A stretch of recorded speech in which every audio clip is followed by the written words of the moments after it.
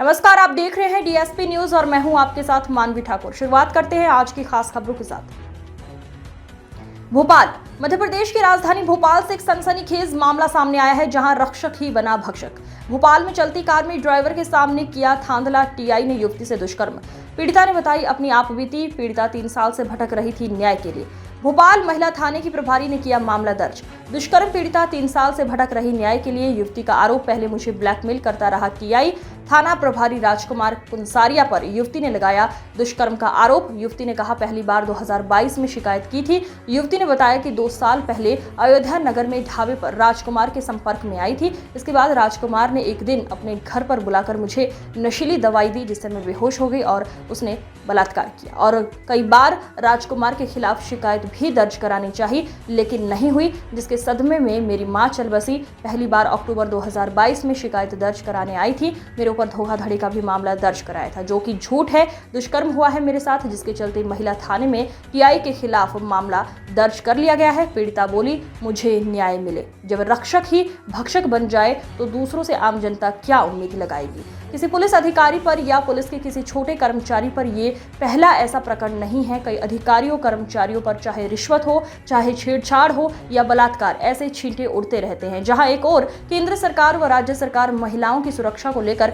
कड़े कानून बनाए हैं और पुलिस प्रशासन सरकार के कानून व्यवस्था को पूरी तरह से प्रतिबंध है, फिर भी कुछ ऐसे पुलिस प्रशासन में पदस्थ अधिकारी पुलिस प्रशासन को बदनाम करने में लगे हुए हैं, जबकि पुलिस प्रशासन महिलाओं की जागरूकता के लिए और उनकी सुरक्षा के लिए कई प्रोग्राम चलाती रहे।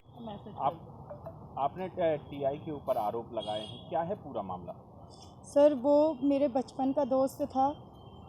23 साल के बाद मुझे मिला था। 23 साल बाद वो मेरे ढाबे पे खाना खाने आया था। उसके बाद से उसका आना जाना शुरू हो गया था। क्या और कुछ बातचीत हुई हो? कुछ सब बचपन की बातें याद दिलाई कि मैं तुम्हारा दोस्त रिंकू हूँ, सेमरा में अपन आमने सामने रहा करते थे। सब उसने घर वालों के फ़ोटो दिखाए, तब मुझे यकीन आया कि वो मेरे बचपन का दोस्त है। लेकिन उसने मेरे साथ धोखे से मुझे घर बुलाया, ये कहकर के उसका बर्थडे है। नशे की एक एल्प्रेक्स 0.5 टैबलेट दी, ये कहकर के उससे थकान नहीं होती, उससे रिलैक्स मिलता है। मैं उस पर भरोसा करती थी क्योंकि वो मेरे बचपन का दोस्त था। वो मैंने खा ली। उसके बाद मुझे नशा हुआ। उसने मुझे अपने बेडरूम में ले जाकर मेरी मर्ज़ी के बगैर ज़बरदस्ती मेरे साथ रेप किया। इस तरह से जब मैंने उसे बोला कि ऐसा उसने क्यों किया, तो बोलता है कि मैं तुम्हें बचपन से प्यार करता था, इतने साल बाद भी मैंने तुम्हें पहचान लिया और अब अपन दोनों शादी कर लेंगे, आगे की ज़िंदगी बहुत अच्छे से चलेगी। लेकिन 3 साल तक वो मेरे साथ हमेशा केवल शारीरिक संबंध बनाता रहा। शादी का जब भी कहूँ तब भी वो मुझसे लड़ता था। एक रात उसने मुझे, मलिक खान उसके दोस्त से मैंने पूछ लिया था, उसका ड्राइवर था, कि वो कहाँ है। वो मेरा फ़ोन नहीं उठा रहा था। उसका पचमढ़ी पीटीएस ट्रांसफ़र हो गया था, टीआई बन गया था, तो उसने मुझे फ़ोन उठाना, बात करना बहुत कम कर दिया था। इस बात पर उसने मुझे सोहागपुर बुलवाया। वहाँ उसने अपनी गाड़ी में मुझे बिठाया। चलती गाड़ी में उसने मेरे साथ रेप किया उसके ड्राइवर के सामने, और वहीं मुझे मरने के लिए छोड़कर चला आया। मैं वहाँ से सीधी भोपाल पहुँची। भोपाल आके मैंने महिला थाने आई रात में 3 बजे। यहाँ आके मेरी टीआई मैडम से, जो यहाँ कांस्टेबल मैडम थी, उन्होंने फ़ोन पर बात करवाई अजीता नायर से। उन्होंने मेरी कंप्लेंट भी लिखने से मना कर दिया और मुझे भगा दिया थाने से। क्यों भगा दिया था उन्होंने? क्योंकि वो खुद राजकुमार को अच्छे से जानती थी और उनकी बहन नीतू कुंसारिया इसी थाने में सब इंस्पेक्टर थी। आपने शिकायतें की आला अधिकारियों से? जी, मैंने शिकायतें करी तो मुझे जांच का हवाला देते रहे। 2-2.5 साल तक मैं ऐसे ही दफ्तरों के चक्कर लगा रही हूँ। मुझे ये कह रहे हैं कि जांच चल रही है, जांच चल रही है। जांच करते करते एक दिन मेरे ही खिलाफ़ एफआईआर मैंने देखी कि न्यूज़पेपर में, कि मेरे खिलाफ़ ही एफआईआर दर्ज हुई।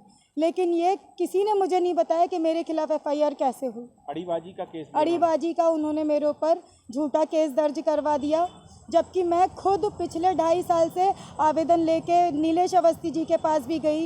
इससे पहले पवन सेन जी थे, उनके पास भी आवेदन लेके गई, लेकिन कुछ नहीं हुआ। थाने में पवन सेन जी ने नीतू कुंसारिया को बुलवा लिया। उन्होंने मेरा आवेदन भी फाड़ कर फेंक दिया, मेरा मोबाइल छीन लिया, मेरे फ़ोन में जितने फ़ोटो वीडियो चैट राजकुमार की थी वो सब डिलीट कर दी और मेरा फ़ोन भी वो अपने साथ ले गई। अब कैसे एफआईआर दर्ज हुई?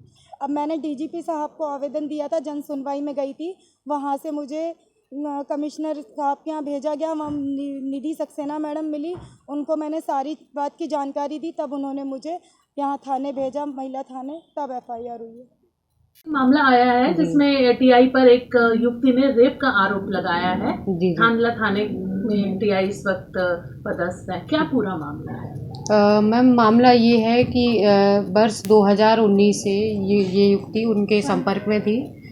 युवती का कहना ये है कि ये बचपन के दोस्त हैं महिला के, किंतु बीच में कुछ गैप हो गया था। उसके बाद 2019 में इनकी पोस्टिंग इसमें हुई, ये अयोध्या नगर थाने में, तभी इनका